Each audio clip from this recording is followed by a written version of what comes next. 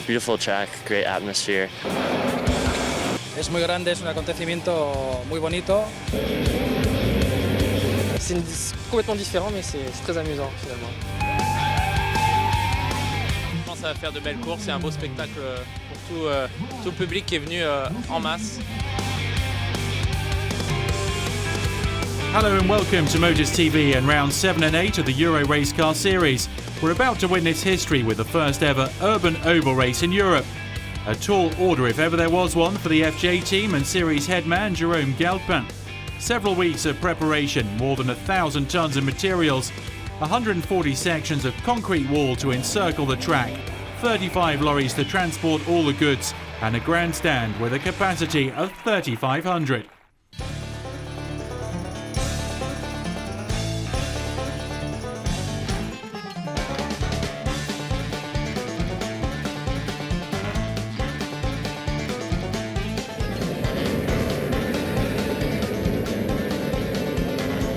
The result, a very original event in Europe, and here we get a lap of the track as we ride along with Tanguy Ide in his Dodge Charger.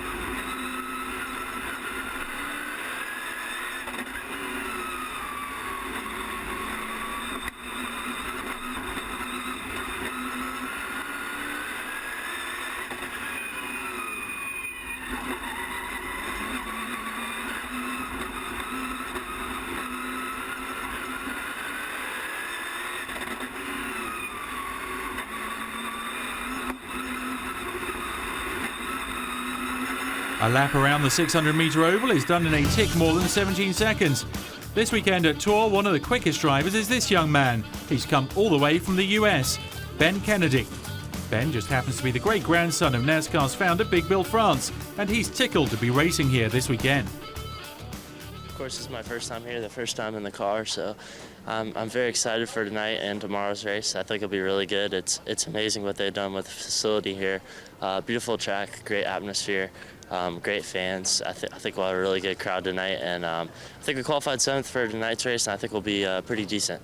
It's a little bit similar. We run everything from a quarter mile to a mile track, so it's a little bit different. I'd say a little more like a road course than an oval, but it still has a lot of the oval characteristics, which is probably my favorite a little bit because that's all I've done my whole life, and I think it'd be really cool to come back sometime and run road course racing with you guys.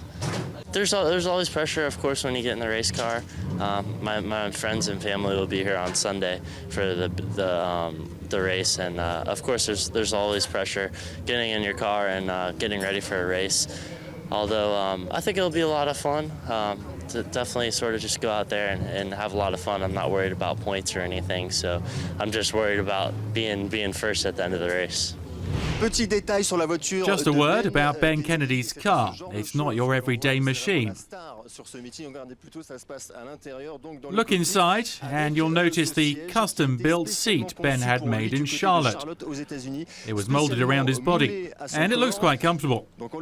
Even the elite category leader under Villarino doesn't have a custom-built seat.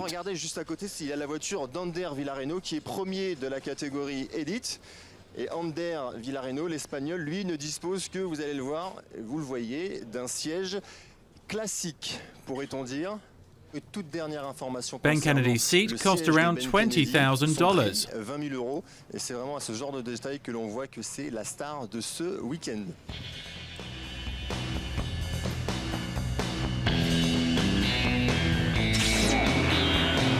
While Ben is at home on an oval, the overwhelming majority of the drivers have no experience of just turning left.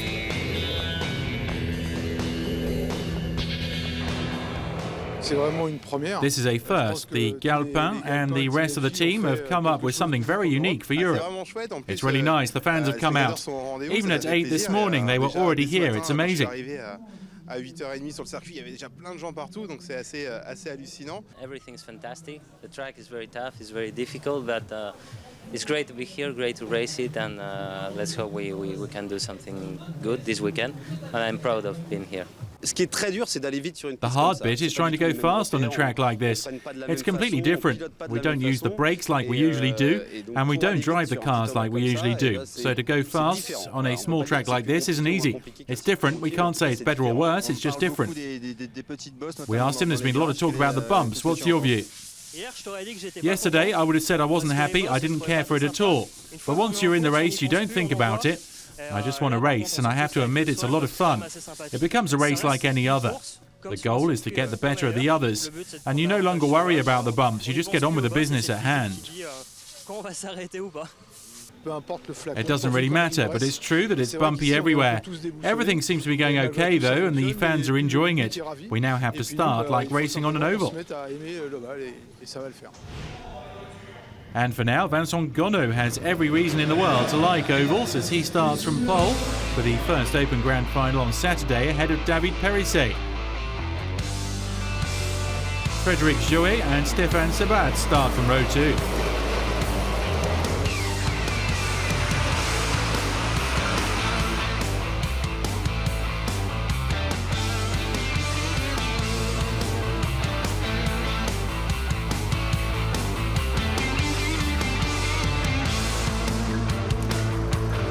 Vincent Gonneau immediately pulls away, and we just happen to be riding on board with the leader of the race.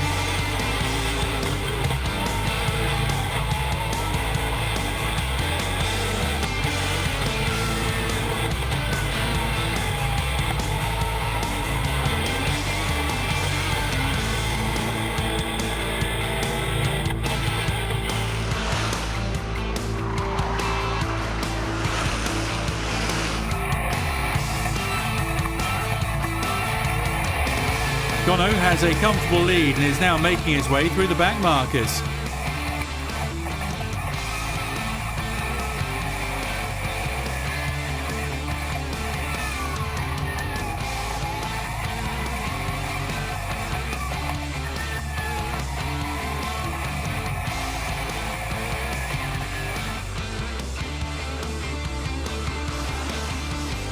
Gonneau has everything under control, but behind him Frédéric Joet is actually setting faster lap times.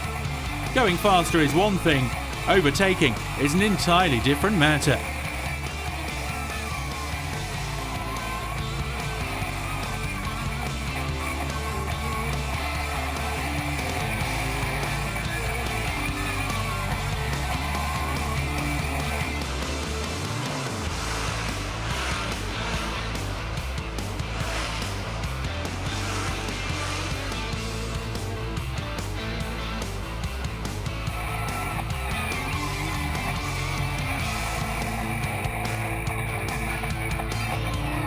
We're a passenger with Vincent Gonneau, who loses the leadership of the race to Frédéric Joet, who is doing a better job of negotiating lap traffic and is your new leader.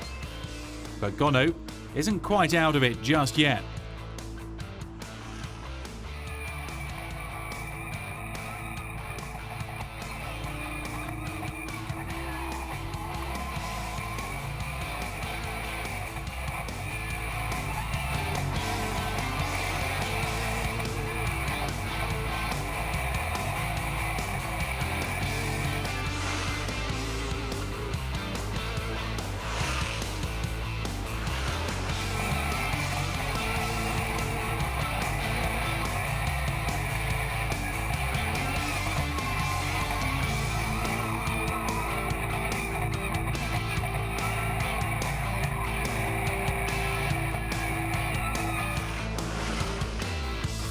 Philippe Baudinière gets it wrong coming onto the straight, and the yellow flag is shown for the first time in the race.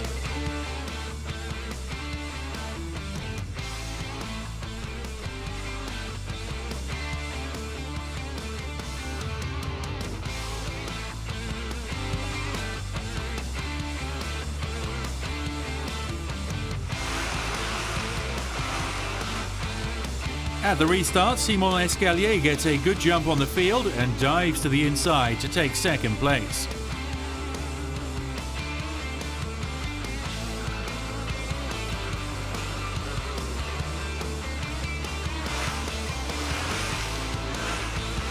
A few seconds later, Gono takes second place.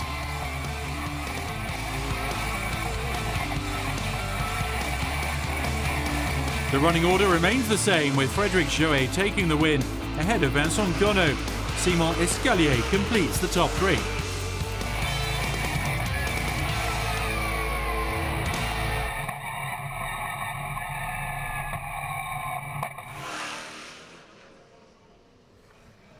Je suis Tourangeau. I grew up not too far from here, and I'm really happy to be here, even more so to have won. It wasn't a perfect race, but it all worked out for me. I did a good job dealing with the back markers. I got a good restart, and I was able to pull out a lead and take the win.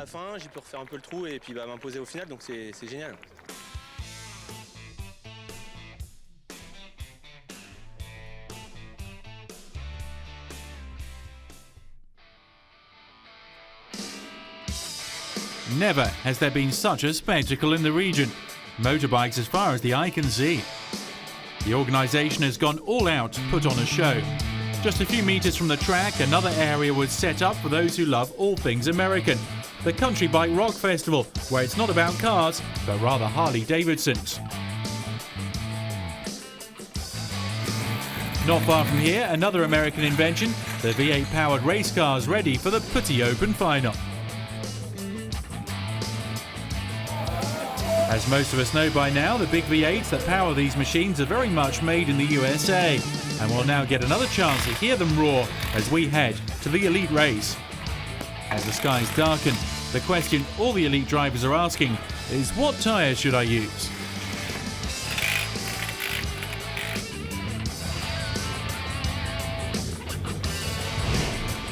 Wet or dry, this is clearly the most impressive lineup in the young history of the Euro Race Car Series. The likes of Javier Villa, Ander Villarino, Eric Ellery, Ivan Muller, Ben Kennedy, Romain Iannetta and Romain Thibin. Romain Fournier will start from pole, ahead of Romain Iannetta. Row 2 is an all-Spain affair, with Javier Villa lining up alongside Ander Villarino. Not what the championship leader was hoping for, but a crash on Friday did damage to his car, and he and his team have been racing to get the car ready for the battle. And now the number 2 Camaro will start from the 4th spot on the grid. Romain Fournier gets a clean start and holds on to the lead, but it's more complicated for Romain Iannetta, who gets overtaken by Javier Villa. Iannetta is clearly struggling as the front of the order pulls away. After 5 laps, Fournier leads from the Spanish duo of Villa and Villarino. But nothing is settled just yet, and the first interruption of the race sees the field bunch up. The leaders now have to do it all over again. Fournier nails the restart and leads from Javier Villa, while the rest of the field struggles to keep up with the leaders.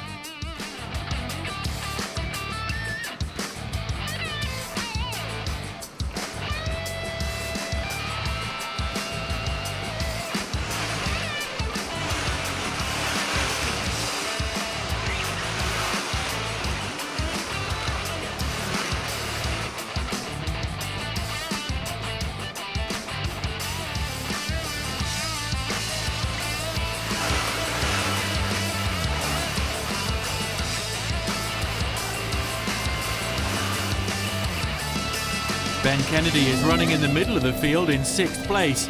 And now we get a look at how the American in his Chevrolet Camaro deals with racing against his European counterparts.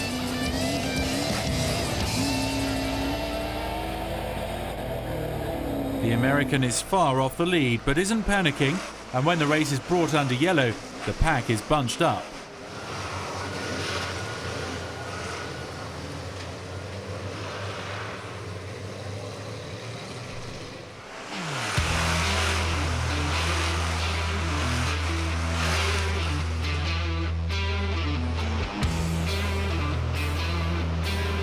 During the second restart, Kennedy goes on the attack. Fournier and Villa maintain their positions, but third place Villarino has a fight on his hands with the American driver.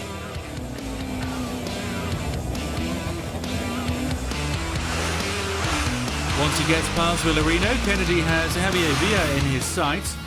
No one has anything to fend off Kennedy, who then sets up and gets around Romain Fournier. Kennedy leads from Fournier, Villa and Villarino. Romain Taillevin started 11th and now rounds out the top 5.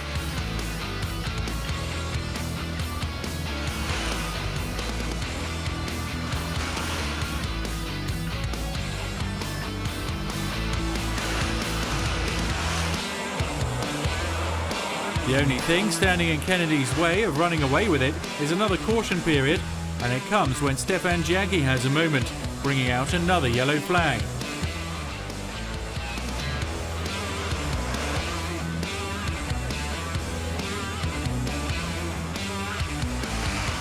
For Romain Ionetta, the race is over, and when they return to action, Kennedy holds on to the lead, ahead of Villa. Taillevin continues to move up the order and is now 3rd, while Villarino struggles in 7th place.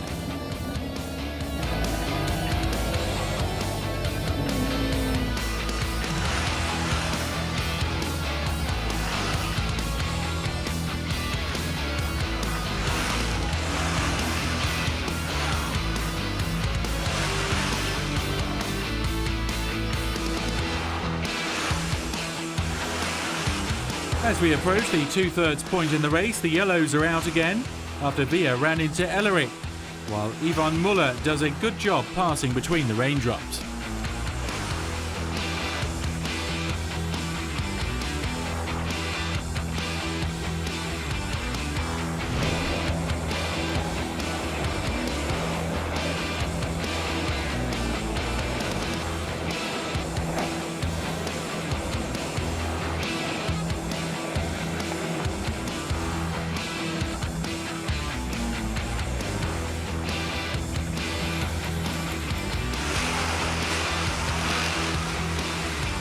Kennedy holds on to the lead at the restart with a new man in 2nd, Romain Taillevin, who is followed by Dimitri Enjalbert.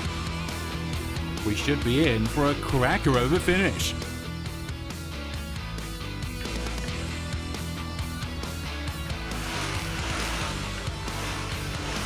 While Ben Kennedy is looking a safe bet for the win, Dimitri Enjalbert forces his way into 2nd place.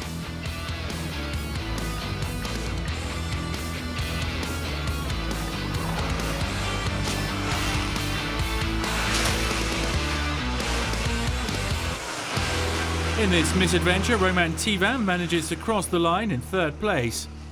A fantastic finish, and the fans certainly got their money's worth. The pictures tell the story.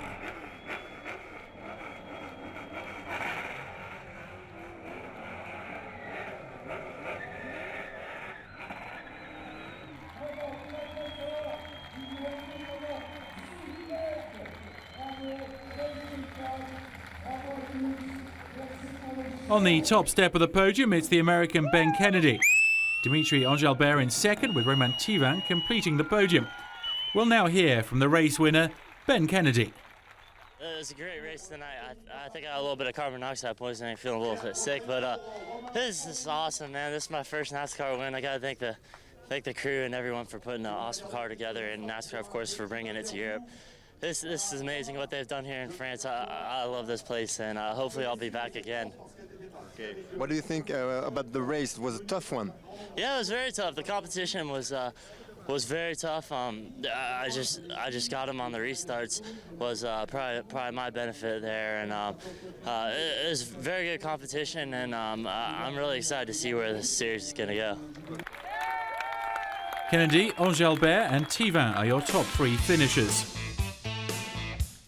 Under Villarino, only 8th there.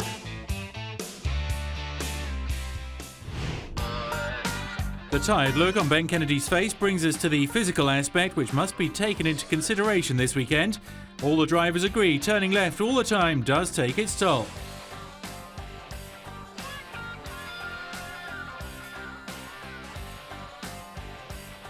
C'est For sure, it's very taxing on the shoulders and arms. Last night, when I went to sleep, I had quite a bit of stiffness. On est cassé, on a mal un petit peu. Là, il y a un des deux bras, on le sent plus du tout. Les cervicales en prennent un coup. J'ai bien vu hier soir, en me couchant, que c'était pas comme d'habitude. Voilà, les cervicales avaient un peu plus morflé. Il fait très chaud dans la voiture. It's very hot in the car. I usually have a drinks bottle, but not here, and I think I will have one for tomorrow. Là, j'ai rien. Je crois que demain, je vais prendre une gourde. Parce que c'est dur. On décolle beaucoup, la We tête bounce bouge around a beaucoup lot, the et, head moves a lot. It's very physically demanding. After this, I know I have to do more training. The most physically demanding area of concern is the head. With the weight of the helmet, there's a lot of movement, but these bumps make it worse. I put in some padding to stop my head from moving around. There are no other solutions. But in NASCAR they manage, so why not us? On n'a pas vraiment de plus de solutions à faire, ils font bien en NASCAR, alors pourquoi nous on n'y arriverait pas? And it's not just the drivers who have to adapt, the cars do as well. Now we'll take a close look at the camber setup.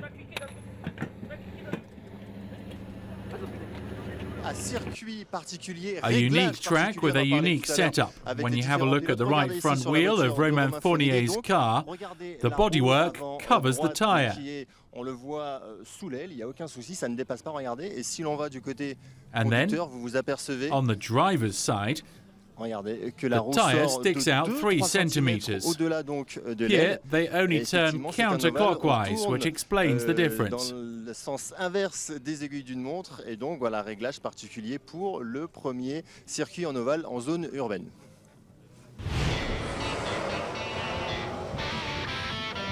Vincent Gonneau starts on pole for the Sunday Open semi-final with Alain Grand sharing row 1. But it's third place starter Philippe Marie wasting no time in moving into second position.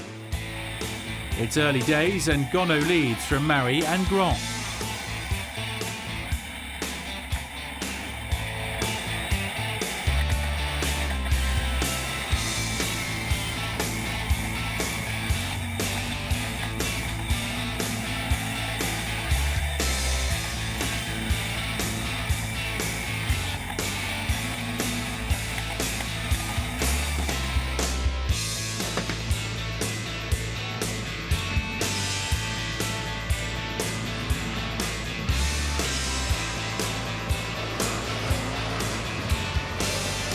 The fight for second between Marie and Grand was put on hold for just a few minutes when the race was brought under yellows, following an incident involving Jérôme Laurent.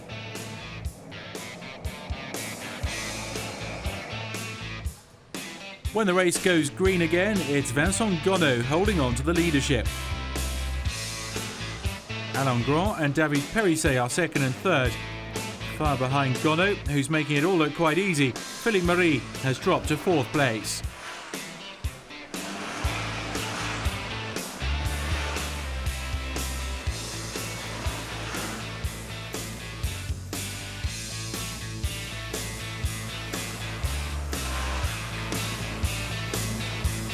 But in a race with this many stoppages, the leader can never really pull away too far.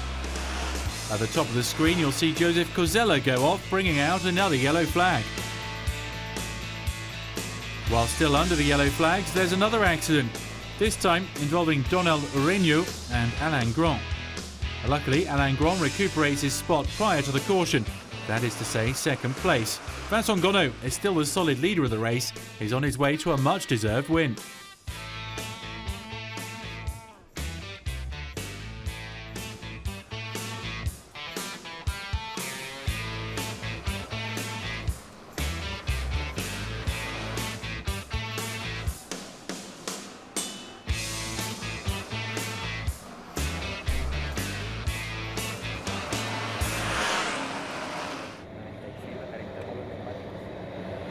J'ai terminé, j'avais le volant comme ça. J'ai eu peur de t'avoir serré. Non, nous on a fait une course, on était bien tous les deux. Les restarts, je voulais pas te piéger. Ouais, mais... non mais t'as vu, on était même aussi, puis j'ai essayé de rentrer bien à l'intérieur. Je voulais pas que... The tough physical conditions are not enough to scare off the youngest driver at Tour. 17-year-old Ziara Esteban from Spain has come over from the Clio Cup. She's more concerned about the uncertain weather conditions. It's not a very difficult track. It is a difficult track, isn't it? Yeah, for sure. And the weather isn't helping either. It's hard to make the right choice of tyres. Yesterday, we began with slicks and then it began to rain. I was third or fourth and I went on to finish 8th.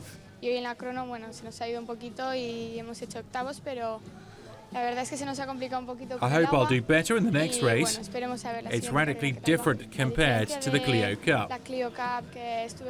But I really like the way the car drives and how it reacts. I felt very comfortable in my car.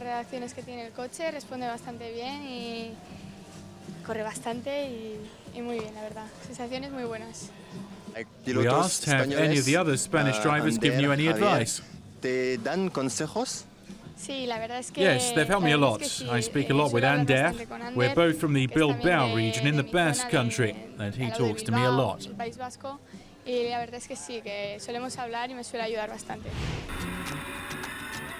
We're riding on board with Tanguy for the second semi-final. He starts 6th on the grid. Up front is Frédéric Joet and Simon Escalier.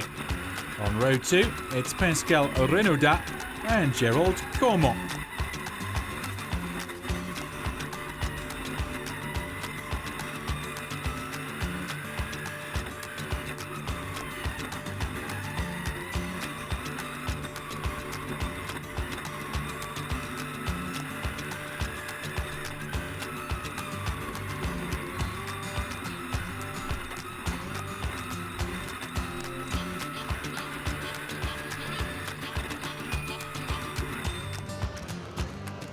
Frédéric Joet gets a good start and begins to pull away in the opening laps. Simon Escalier is in second place, followed by Pascal Renaudat.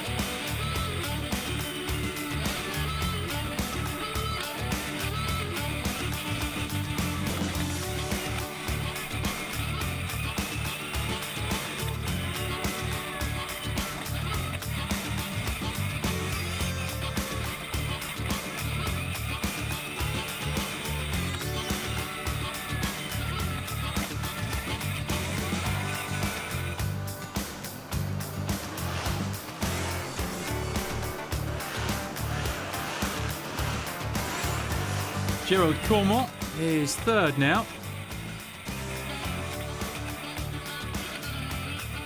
Ziara Esteban is putting in a strong showing. Cormont down to fourth, overtaken by Esteban, but the battle isn't quite over.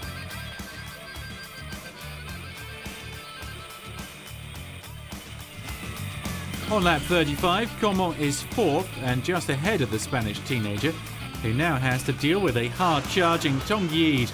And this is a start of a real battle.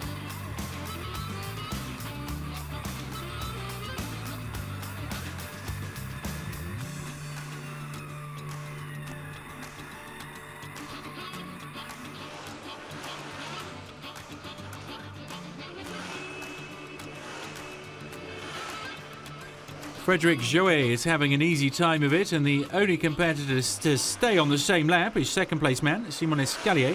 Joet takes the win in the second semi-final ahead of Escalier, Cormont, Eden, Esteban. With no yellow flag periods, Joet was able to dominate and cruise to victory. We were waiting for a few caution periods, but it wasn't to be, which meant that everything was okay on the track. I hope there'll be some cautions during the final because it allows us to catch our breath. J'espère qu'en finale, il y aura peut-être une petite intervention éventuellement pour faire une petite pause à mi-parcours et remettre la gomme pour la fin, ça serait bien. The Country Rock Bike Festival is but a small taste of American culture that has come to tour. 35,000 spectators, hundreds of displays and an original atmosphere. While the Euro Race Car weekend is a success, the same can also be said for the 6th edition of the festival. The organisers have done a marvellous job, to the delight of all concerned.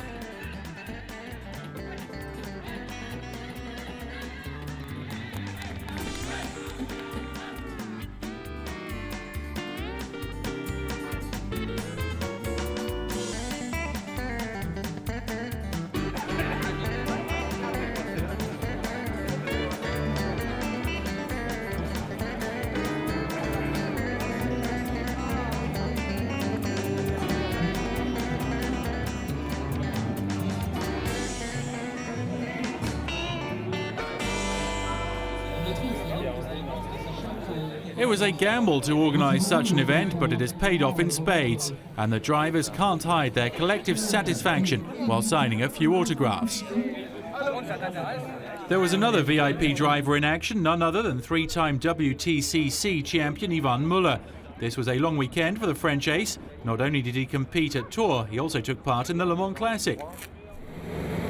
I'd never participated in an oval race before. I wanted to see what it's like. It's been a very busy weekend. I've had to make some round trips between here and the Le Mans Classic. I've already put in 400 kilometers today and have had to deal with the differences between the two tracks. You really have to adapt.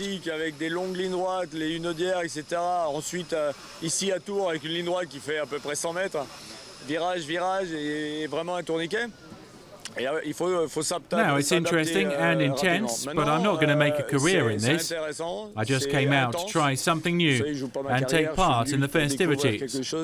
I don't want to get too involved because I'm not here racing for a championship. I don't want to make any suicidal moves like others have. I want to bring the car back to the mechanics in one piece.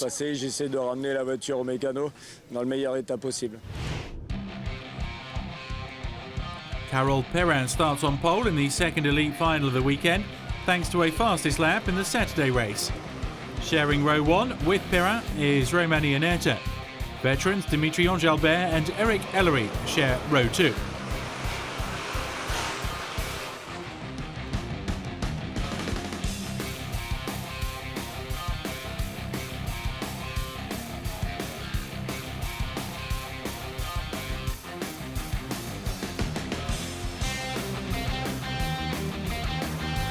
Perrin puts in a perfect start and leads Angelbert and Iannetta.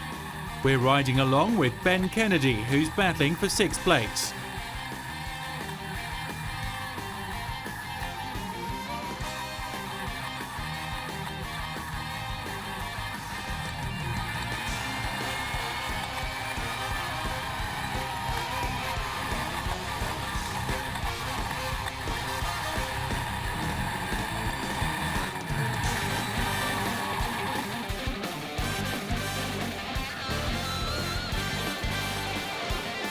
Romain Iannetta was in 3rd place, but made a mistake coming onto the straight. That brought out the first yellow flag and a restart of the elite final. Carol Perrin is holding on, but it won't be for long.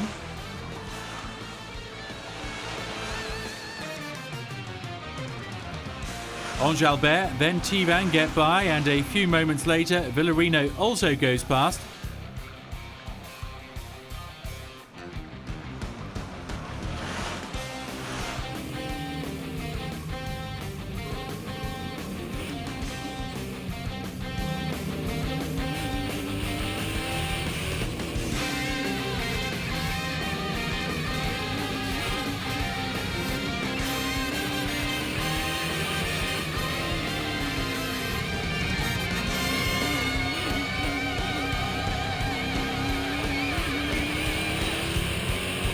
The Spaniard is on fine form and he then overtakes Romain Thivan for 2nd place. His next target is Dimitri Angelbert. It's a long race and the Spaniard is prudent. Thivan still leads when the yellow is shown again.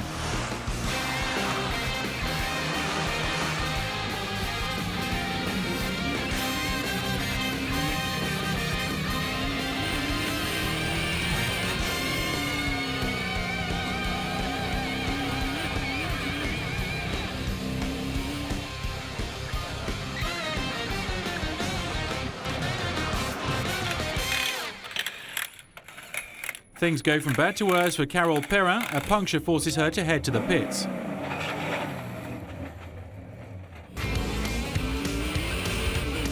Villarino was on a charge before the yellow. He's now in a bit of bother. In second place, he goes to the outside, but he drops 5 positions as he's overtaken by Thibaut, Ellery, Kennedy, Fournier and Villa in the space of just 30 seconds.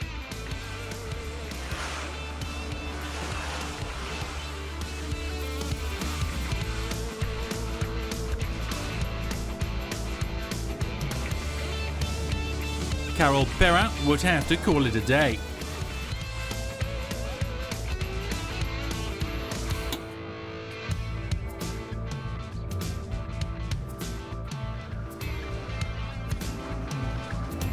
There's a lot going on during this restart. Just after the green flag is waved, it's Villa and Ben Kennedy getting together, bringing the race to a halt and dashing the hopes of the Spaniard and the American.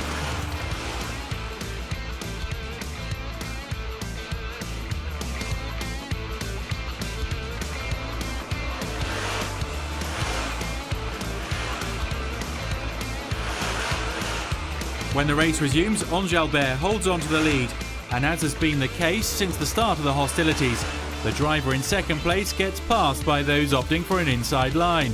Eric Ellery is now in the runners-up spot. But not for very long. The 2011 Elite champion moves into the lead ahead of Enjalbert, but is being challenged by Thibaut. Enjalbert, though, holds on to second. The two make contact, though, and the race is under yellow once more. At the restarts, the action heats up, but not for very long.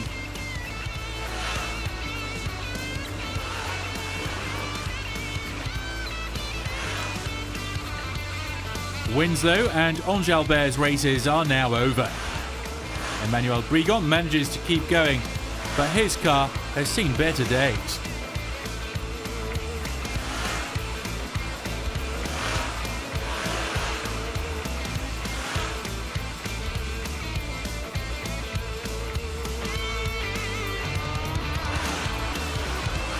Romain Thibaut is also forced to throw in the towel. No yellow flags, rather the red. The race is at a complete standstill to allow for the damaged cars to be removed and for the track surface to be cleaned.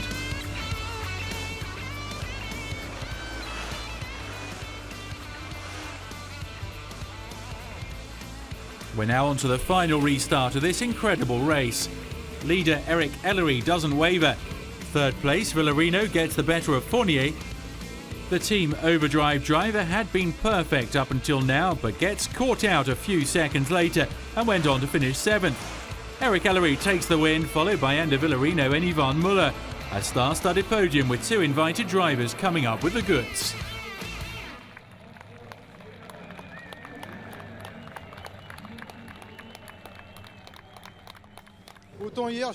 Everything went wrong yesterday, but today it all worked out. When I saw that it was getting out of hand, I backed off, but after that I began to push hard.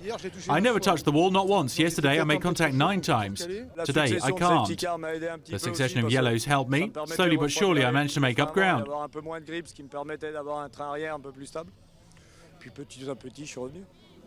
Who's this young lady by your side? It's my daughter, Nina.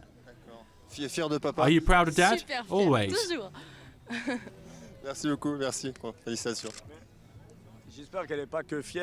I hope she's not just proud for the results. That's one thing, but there are more important things than racing. A triumphant return for Eric Ellery, while Villarino takes second with Muller third. As Ellery is a guest competitor, and Villarino scored the same points as if he actually won the race. After the Elite Final, there's little time to waste as the cars need to be prepared and handed over to the Open drivers. Despite all the efforts of the mechanics, only 6 cars will line up for the Petite Finale. Sébastien Baron and Joachim Gaberon start on row 1. Pascal Renaudin and Franck Viola occupy row 2.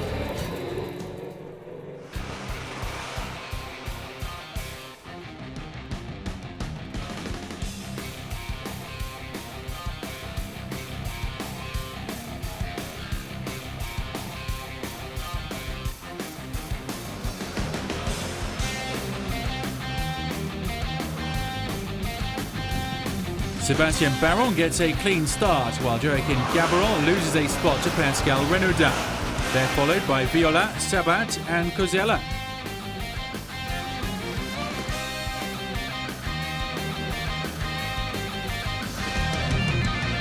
Sébastien Baron has built himself a healthy lead, and he's further helped out when second-place Pascal Renaudin is hit with a drive-through penalty. He'll have to make his way back to the pits. Joaquin Gabaron is running second, but not for very long. He then gets it all wrong by himself, instigating the first caution of the race. It's great news for Pascal Renaudin in the Camaro, who catches back up to the rest of the field. On va essayer de voler un départ encore, on va essayer de voler un départ. Ça loupe pas le restart.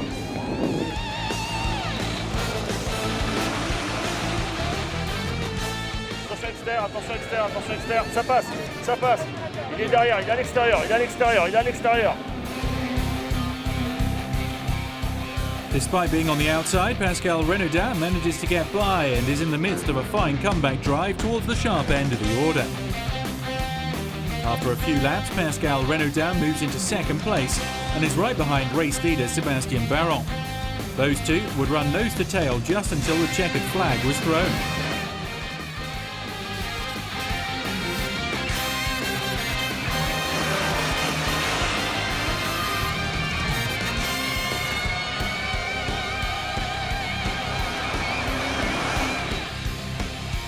Sébastien Baron managed to fend off the attacks coming from Renaudin just until the end of the race and take the win in the Petite Open final.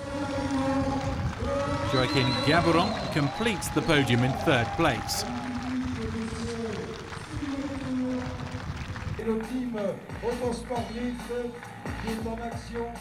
Sébastien Baron says, I'm very happy because we've come a long way this weekend.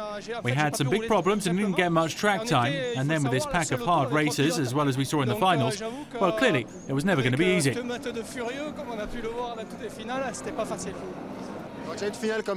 a final with so few cars, was it easier to deal with? Or was the pressure the same? A race is never easy to win. It's never won until you see the checkered flag. A checkered flag is what Vincent Gonneau will be in search of at the end of the Open final. His Chevrolet Camaro is in an ideal position on the inside of the front row. Frédéric Joet lines up alongside on row 1, Alain Grand and Simon Escalier are on row 2. For the last race of the weekend, we ride on board with David Perissé, who started 6th. Gonneau gets another good start. Behind, the battle is between Frédéric Joet, Simon Escalier and Alain Grand, just until the first caution period.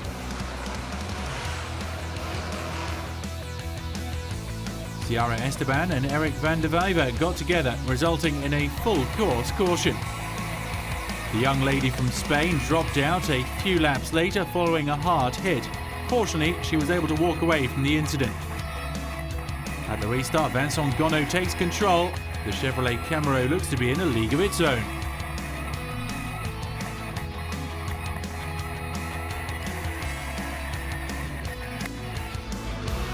Gonneau leads from Alain Grand, Simon Escalier and Frédéric Joet.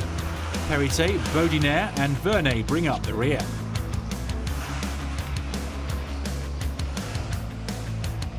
As the race reaches half distance, the battle for second place claims its first victim. Simon Escalier spins after contact with Frédéric Joet.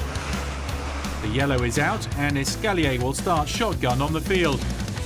But he does have the advantageous inside line, and after 3 corners he's up to 4th place. Gonneau still leads, and further back and stuck in traffic is David Perissé, who has to elbow his way through if he's to take a top 3 finish.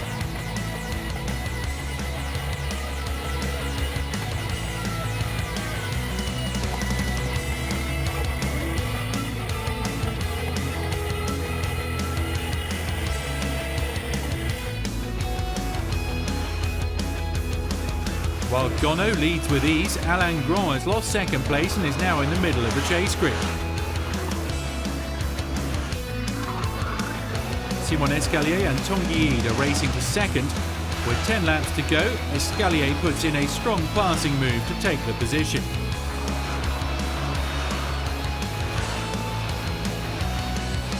Far ahead, Vincent Gonneau puts Philippe Baudinière 2 laps down as he goes on for his third win of the season.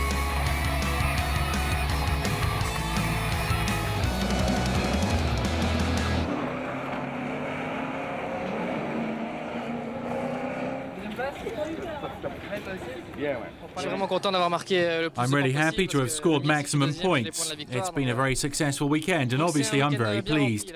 But it was really difficult. If we had to go a few more laps, I'd have become very tired due to the bumps. Gonneau, Escalier, Ede, the podium finishers.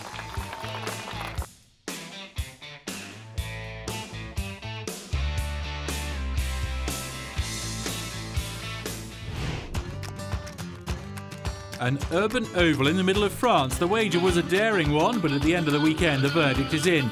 There's a clear success for the Euro Race Car Series and its director, Jérôme Galpin.